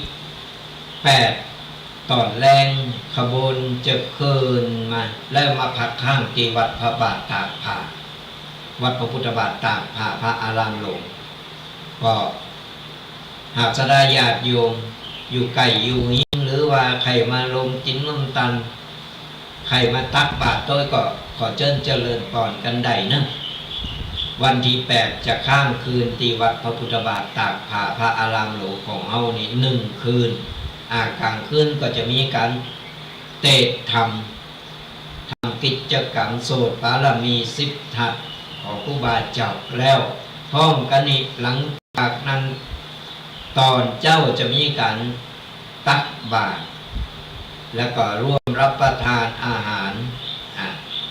ตักบาตรเรียบร้อยแล้วก็ตุเจ้าได้ฉันจังหันอาหารเจ้าเรียบร้อยเกมขบวน8 โมงครึ่งขบวนเริ่มเคลื่อนจากวัดพระพุทธบาทตากผาลงมาเคลื่อนขบวนลงมาถึงปากตั้งบ้านหวายปากตั้งบ้านหวายส่งต่อของตำบลโมงน้อยต่อไปจนถึงปุ่นวันที่11นะสลาญาติโยมตั้งหลายไปอยู่เส้นตามผ่านไปผ่านมาก็อนุโมทนาสาธุอนุโมทนาสาธุเอาบุญเอากุศลตัวกัน หรือว่าใครออกโฮงตาลเป็นน้ำปานะผ่าเย็นอาหารของคบเคี้ยวต่างๆได้หมดสลาญาติโยมหรือว่าจะเป็นจตุปัจจัยสวยขอตอกดอกไม้ก็เก็บกันเอามาในเส้นทางอำเภอป่าซางพดอำเภอเมืองบุตรสะดวกทางใดก็ไปต้อนรับกันได้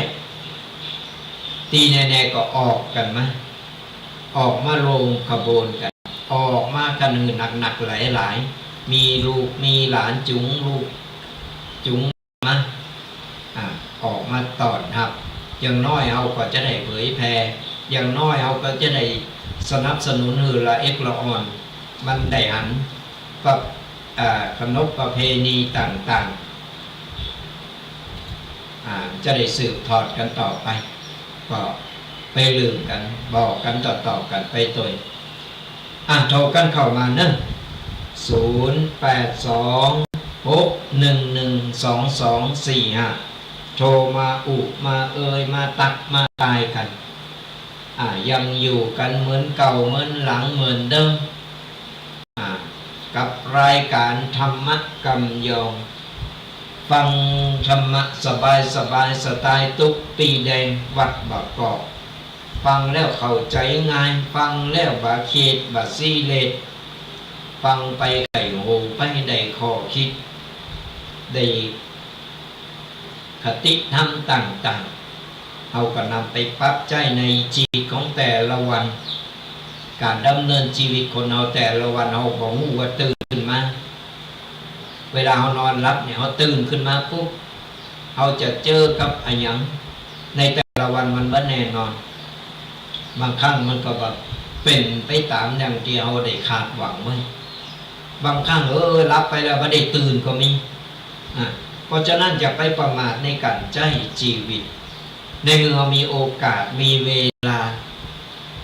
ทำไปเถอะบุญกุศลความดีต่างๆไผ่ทำกับคนนั้นได้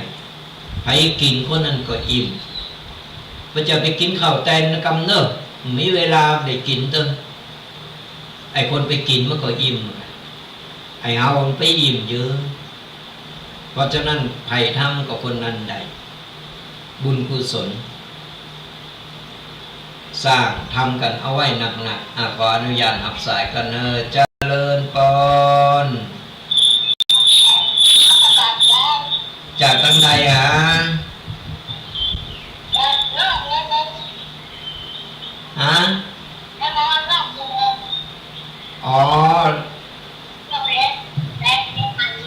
อ๋อเจียงใหม่วันนี้อากาศเป็นไงบ้างแดดออกมาแล้วเนาะ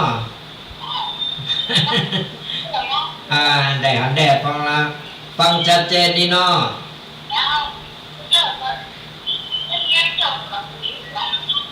ได้ยินจะมีเวลาได้ตักตายตอนนี้มีเวลาได้ได้ตักตายกันแล้วเนาะ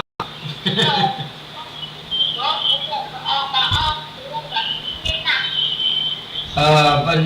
ตอนนั้นหยุดไปหลายติดอยู่ ติดงานเกเรหลายติดอยู่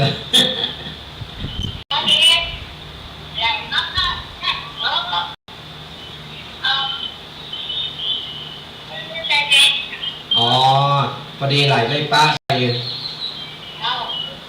ดีละเป็นแฟนรายการกันไปเรื่อยเนอะ ไปกำลังอกกำลังใจกัน เจ้าแต่ไม่มากหรอกไม่เรา อ๋อ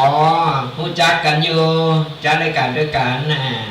ผู้จัดไอ้เราไอ้นั่งมันก็ย้ายก่อนเนี่ย ตุปีโอม เป็นรายการกันไปเรื่อยๆเนอะติดตามรายการกันไปฟังทางวิทยุก็ แล้วนี่เรื่องอะไรล่ะ อ๋อดีละชัดเจนเนาะ แล้วเจ๊จะเอาบอกว่าโซล่าบอกว่า อ๋อดีละเขาเรียกว่าเจ้าเอาเงินเขาเองแหละ เป็นอารมณ์ดีเนาะ อู่ไปได้โหไปดีละจะได้อายุยืนเวลาเขาอู่ไปเคยโหไปนี่นะมันต่ออายุเขาได้ แล้วแต่ที่ อ๋อดีละบุญรักษาเนอะ เอา บุญรักษาเนอะเป็นอายุหนักแต่เป็นอารมณ์ดีนะเป็นอู่ไปใครโหไปเนี่ยคนเขายิ้มแย้มแจ่มใสกันเอาไว้สดายาโยมยิ้มแย้มแจ่มใสกันเอาไว้การยิ้มนี่มันเป็นการทำมือเอาต่ออายุเขาได้เนอะบัจจัยแวแปลงหน้ามุดหน้าบุยหน้าเหมือนนั้นเป็นห้องว่าเหมือนในแปลงหน้างิกหน้างอ เหมือนน้ำบวยเหมือนในปากเนี่ยอันหนึ่งไผ่ลุงไข่ครบค่าสมาคมตัวเนี่ยไปไหนเอายิ้มแย้มแจ่มใสตักตายกันไปเป็นกัลยาณมิตรดีต่อกันเป็นกูเป็นเกมเป็นกัลยาณมิตรดีต่อกันมาเสียหลายเพราะอย่างน้อยเนี่ยเขาก็ได้ถือว่าเกิดมาเป็นเปิลโลมโลกด้วยกันเป็นปีน้องโลมโลกันเกิดดีทำดีไปต้องไปพอดีคนนั้นคนนี้ใครจะเยอย่างใดจะทำอย่างใดก็เป็นไปตามกรรมใดกรรมมันคนเราเกิดมาถึงวันนี้ก็เกิดมาก็เพราะใจกรรมเก่าเศษกรรมที่ทำให้เกิดมาเป็นมนุษย์ในเมื่อเศษกรรมเมื่อเอามาเป็นมนุษย์ใดนี่ก็ถือว่าเป็นบุญนะบุญความดีเอายังมีหนักที่ได้เกิดมาเป็นมนุษย์ไม่ได้เกิดมาเป็นสัตว์เดรัจฉานไม่ได้เกิดมาเป็นอย่างอื่นในเมื่อเราเกิดมาเป็นมนุษย์แล้วเมื่อเราได้สั่งคุณงามความดีได้เรามีทุกอย่างพร้อมมีขามีแขนมีมือเราสามารถหุงหาทำกับเผากับปลาสวากินยังได้แล้วก็สามารถทำหุงหาอาหารต่างๆเอามาไว้เอามาถวายเอามาทำบุญได้นี่ในเมื่อเศษกรรมเกิดมาเป็นมนุษย์ได้เขาก็พยายามสร้างความดีต่อไปทำคุณงามความดีต่อไปขออนุญาตก่อนนะเจริญปอนมาแล้วเสียง มาได้แล้วเนาะ มาได้แล้ว หายไปเงิน ก็หายไปเหมือนกัน การงานหนักแม่เฮ้ย ดาวเงินรุ่นกันน่ะ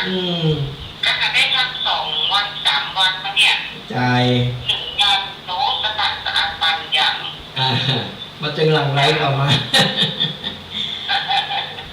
นะเป็นรสชาติของชีวิตเป็นรสชาติของชีวิตดีหรือแบบมีอย่างที่อย่างทำเนาะทำไปร่างกายได้เคลื่อนไหวไปตัวสบายดีเนาะสบายดีโอ้ยมันไปแย่วหน้าหมดหน้าเงินโอ้ไปตัวแล้วก็เอาไปเอาบุญตัวหลายตีหลายตาขอบคุณมากที่ส่งผู้ดีอย่างมาโอ้ยใส่ออกใส่เงาเวลาก่อนนอนเปิดดูปนห้องว่ากำให้ชีวิตกำให้ชีวิตคนเราบางครั้งเนี่ยเอาเมาการทำงานเมาก็ไปเล็งกับการงานการเงินการทองอย่างเดียวมันก็อิดมันก็แบบมี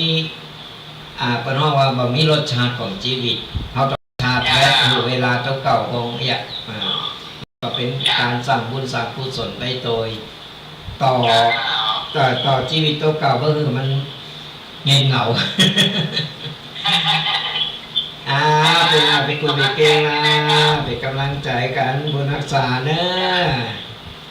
มีโอกาสจะแวะไปอยู่ได้จะมาเดี๋ยวเสร็จการเสร็จงานก่อนตอนนี้เดี๋ยวงานครูบามาเห็นนะบุญรักษา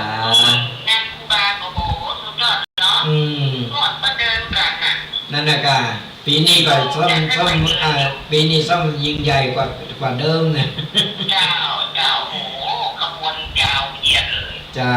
ตอนนี้ก็มาไกลถึงอันวัดประบาทละวันที่8ที่9นี่ก็ตอนฮับละกำลังเกณฑ์ขบวนกันอยู่ถ่ายทอดปากหน่อยเนี่ยได้ที่จะถ่ายทอดโชว์ดูก่อนชอบดูมากบุญรักษานะบุญรักษาจ้าบุญรักษาสาธุเจ้าพูดถึงเรื่องงานครูบาเนี่ยก็เหมือนกันสลายญาติโยมทั้งหลายตั้งตำบลประกอบของเขาก็เกณฑ์กันนะอาตมาภาพก็เกณฑ์จัดขบวนเกณฑ์เคืองโคตีจะเอาไปตอนนะครับในวันที่8นี้ไปครับชงจากอำเภอเวงหนองรองมาสู่อำเภอป่าซางเนี่ยเราต้องไปตอนครับมาถอดหนึ่งแล้วก็มาต่อเป็นขบวนแต่ละตำบลก็ไปต่อออกไปตอนครับก็ขอเชิญเจริญพรเนอะสายญาติโยมทั้งหลายใครอยู่ไกลอยู่หิมหรืออยู่ไกลใครมาลงบุญใครมาทำบุญโดยก็ขอเชิญเจริญพรกันได้มากันหนักมากันหลายเพื่อที่เราจะได้สนับสนุนส่งโยงหรือครูบาเจ้าศีลธรรมของเราได้ไปสู่บุคคลสำคัญของโลกหรือคนโตโลกได้รับรู้ถึงบุญบารมีและคุณงามความดีที่ครูบาเจ้าศีลธรรมของเราได้สร้างได้ทำเอาไว้ก็ขอเจริญพรกันได้สะดวกตั้งใดก็ได้หรือว่าจะเป็นห้องตาลเนี่ยห้องตาลน้ำเครื่องดื่มน้ำอัดลมต่างๆได้หมดสลายญาติโยมทั้งหลายเพราะว่าในขบวนนี่ยาวขบวนยาวแล้วก็มีตึงสาธุชนผู้ใจบุญมีตึงครูบาอาจารย์ตุเจ้าพาเนนกูวัดกูวาออกมารวมโตกันเพื่อจะเดินขบวนธรรมยาตราเตสันถีวิถีครูบาเจ้าศีลธรรมของเราก็ขอเจริญพรกันได้เนอะตั้งแต่วันที่1ถึงวันที่11ไปสิ้นสุดกันที่วัดพระธาตุหริพูนชัยวรวิหารวรมหาวิหารตีละปูนของเราในคืนวันนั้นก็คืนสุดท้ายนี่ละปูนนี่รับรองได้สลายญาติโยมไผตีขับรถที่จะขับรถไปในวันนั้นเนี่ยหลีกเลี่ยงเลยจะมีสาธุชนพุทธบริษัทเนี่ยไปขบวนกันเต็มไปหมดกูอำเภอในจังหวัดลำพูนไปรวมไปจุกันที่วัดจามเทวีเพื่อที่จะเคลื่อนขบวนใหญ่เข้าไปสู่ลานธรรมของวัดพระธาตุหริพูนชัยเนี่ยก็สะดวกตั้งใดไปเกิดกันได้อย่างน้อยเราก็ได้ออกไปสร้างคุณงามความดีไปสร้างบุญสร้างกุศลกันนี่ก็ขอเจริญพรกันได้เนอะแล้วก็ฝากประชาสัมพันธ์กันไปโดยโทรกันเข้ามายังมีเวลาเหลืออยู่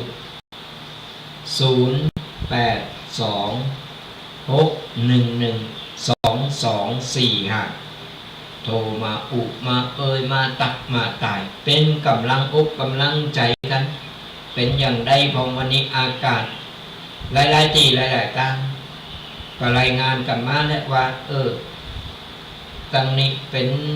อากาศเป็นอย่างอันเป็นอย่างอีกเนี่ยเราก็จะได้หูโดยก็โทรกันเข้ามา ยังมีเวลาเหลือ สดาญาติโยมทั้งหลายก็ฝากรายการกันด้วยรายการธรรมะกำยองกับตุกเจ้ายองป่าซางฟังธรรมะสบายสไตล์ตุกปีแดงวัดบางกอกทุกๆวันเสาร์ตั้งแต่เวลา 8 โมงจนถึง 10 โมง2 ชั่วโมงเต็มก่อนบัดติดการติดงานบัดติดภารกิจที่ไหนเขาก็ได้มาอุมาเอ่ยนำปกิณกะมาอุมาเอ่ยมาเราสู่สดาญาติโยมฟังกันเป็นประจำใครติดตามรายการฟังรายการตั้งใดไม่ว่าจะเป็นตั้งวิทยุวัดไฟหินหรือเครือข่าย หรือว่าจะเป็นช่อง YouTube ของวัดไฟหินก็กดไลค์กดแชร์หรือว่ากลุ่มไลน์ต่างๆหลายๆกลุ่มเตียธรรมภาพกดไลค์กดแชร์ไปก็หรือว่าจะเป็นตั้งไลฟ์สด Facebook นี่สะดวกสบายฟังตั้งใดก็ได้ฟังย้อนหลังก็ได้ใน Facebook หรือช่อง YouTube เนี่ยก็กดไลค์กดแชร์กดติดตามกันไปอย่างน้อยก็จะได้ว่าตกบุญจะได้ว่าได้ตกบุญในการฟังธรรมะก็ฝากกันเอาไว้ตัวกดไลค์กดแชร์กดติดตามสะดวกตั้งใดอย่างน้อยเราก็เป็นกัลยาณมิตรดีๆต่อกันเป็นญาติธรรมกันมีอย่างอู่เคยโอ้ยอู่โหนโหโมนมันงานกันการที่เราอู่ธรรมะการที่เราฟังธรรมเนี่ยมันบอกมีพิษมีภัยมีกระได้บุญได้กุศลได้ความรู้ได้ปัญญาได้สติปัญญามาโดยการฟังธรรมะเมื่อวันวิสาขบูชาที่ผ่านมาอาตมาภาพก็เอาละอ่อนนักเรียนมาทำกิจกรรมในวัดนักเรียนปัตตานประมาณ80 คนเอามาทำกิจกรรมในวัดบางกอกของเขานี่ในการเวนเทนในการโสดธรรมจักรในการเหือความหู้ละอ่อนเนี่ยเป็นกิจกรรมดีเขาอยากมือและเอ็กละอ่อนได้สืบทอดได้รับหู้ว่าวันสำคัญของพระศาสนาของเขาเข้าใจว่าศาสนาพุทธแค่ในนามแค่ในบัตรประชาชนเพราะอย่างน้อยเปิ้นถามนอนก็จะได้รับรู้ว่าความเป็นมาเป็นไปของพระศาสนาของเขาเป็นอย่างไรพอถึงวันนี้ก็เอาบัตรทำกิจกรรมนี้ละอ่อนมันก็บ่เข้าวัดเข้าว่ามันห่างหายไปพอสื่อต่างๆมันเข้ามาเทคโนโลยีต่างๆมันเข้ามาจับมาจุ่มเอาไปพอเราอ่อนถึงวันนี้มันห่างวัดห่างว่าในเมื่อเรามีโอกาสเราทำกิจกรรมเมื่อเราอ่อนทำคุณงามความดีได้เห็นหู้มันก็เป็นการเผยแพร่แล้วก็สืบทอดเป็นรุ่นต่อรุ่นไปนี่ก็ควรสนับสนุนนะสดาญาติโยมทั้งหลายเวลาเราไปวัดไปว่าไปไหนก็ตามถ้าเป็นวันหยุดวันสำคัญทางศาสนาจุงลูกเอาหลานไปตัวไม่ต้องไปโกว่ามันจะไปงอแงจะไปยุ่งไปโกน ธรรมชาติของเราอ่อนแต่เราก็ต้องใจจิตวิทยาในการที่บอกสอนพออย่างน้อยเราอ่อนมันจะได้ซึมซับจะได้เห็นหูในการเข้าวัดทำวัดต่อไปก็นับว่าทำอย่างนี้มาสืบต่อ